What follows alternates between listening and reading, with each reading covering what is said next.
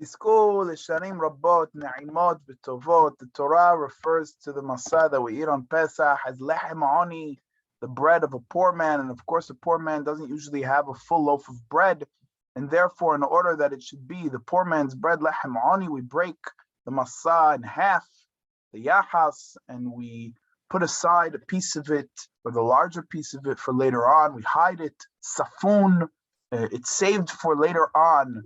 And of course, then we are able to make alachilat masa on lehemoni, on the poor man's bread, on a piece. One of the center masa is broken. That piece that we leave over for later on, we refer to it as safun, or we refer to it as well as the afikomin. And it turns out that the final thing we do at the end of the meal is the afikomin. Yet, the Mishnah in Masechet Pesachim, at the end of Masechet Pesachim, reads, En maftirina hara Pesach afikomin. We don't finish off with afikomin. So, that's a little confusing. Do we finish off with afikomin, or do we not finish off with afikomin? Let's make sense of this in a few minutes together. The final, or the almost final Mishnah in Masechet Pesachim reads, En maftirina hara Pesach afikomin.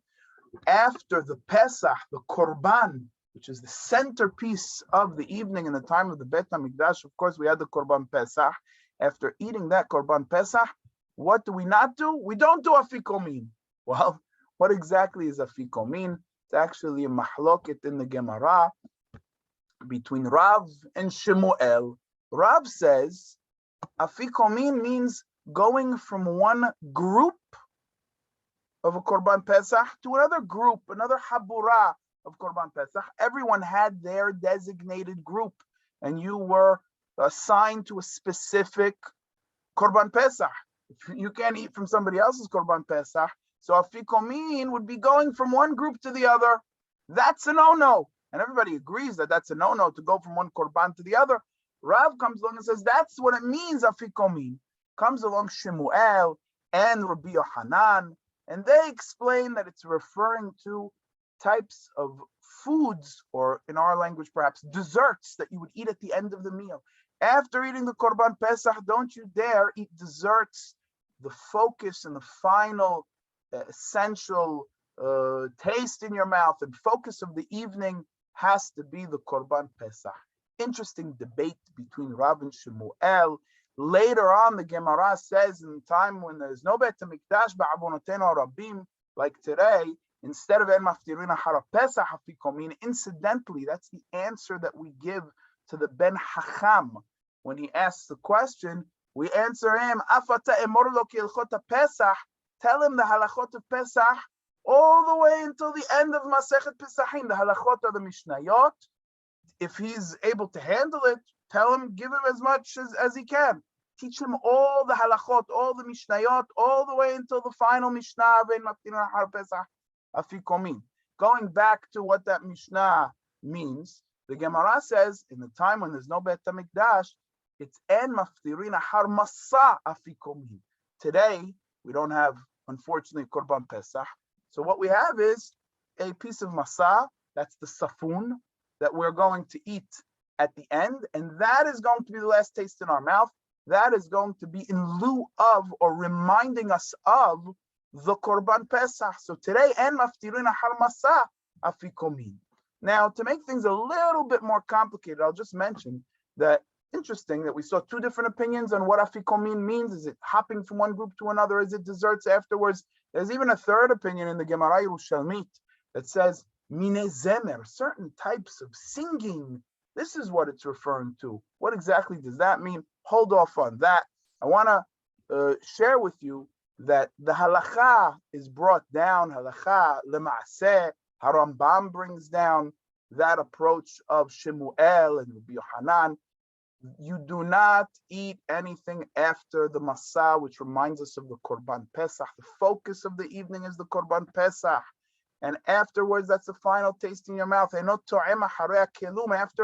eating that Masa, after eating that Safun, we don't eat anything. Now, already in the time of the Tur, Rabbeinu Yaakov ben Asher, he already refers to that Safun, that piece of Masa, as the Afikomin. and so too Maran, Rabbi Yosef Karo copies down, Ahar afikomin and le'echol shum davar. Don't eat anything after afikomin.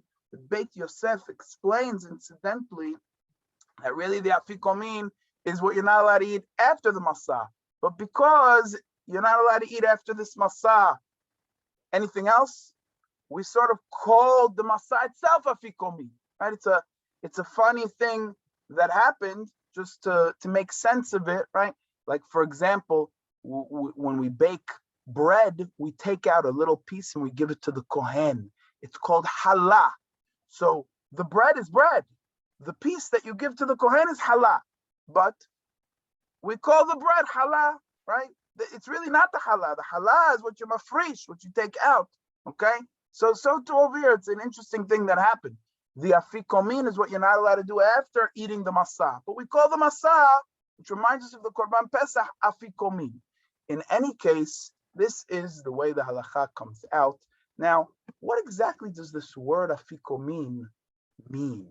One of the hachamim who lived 500 years ago, Rabbi Eliyahu Bahur, says this is actually, says Rabbi Eliyahu Bahur, it's a Greek word. And the Greeks, they would finish off their meals with this afikomin, with this type of desserts. And it's very interesting. During the time of the second Bet HaMikdash, unfortunately, ba'avonotenu rabbim, there were the Romans, and they had the Greek-Roman culture was around us. And they had these lavish parties. And at the end of the parties, they would do what's called afikomin. They would go from one group to another. They would be singing, and they would be having desserts, and they would be doing things that is not our Torah way. The Hachamim, 2,000 years ago, said, "En maftirin ahara pesach afikomin." The focus of the evening should be the Korban Pesach.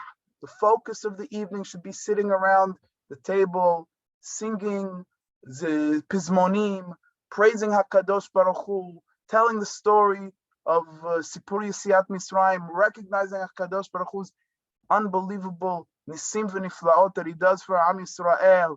This is the focus. Don't let the Seudat Pesach, the Leila Seder, turn into what the other Amim, the other nations do, whether it's their type of Minei Zemer, their type of singing, their type of hopping around from one house to another, from one group to another. No, the way of our Torah is, En maftirin ahara pesach afikomin. The focus of the evening should be Be'ezrat Hashem, what's important, the Pesach. HaKadosh Hu Pasach alav batei avotenu b'Mitzrayim. He protected us, and Be'ezrat Hashem, I want to take the opportunity to wish the entire Bet Torah family a Chag Sameach, Chag Kasher v'Sameach, Kol Shanim Rabot, Na'imot v'Tovot.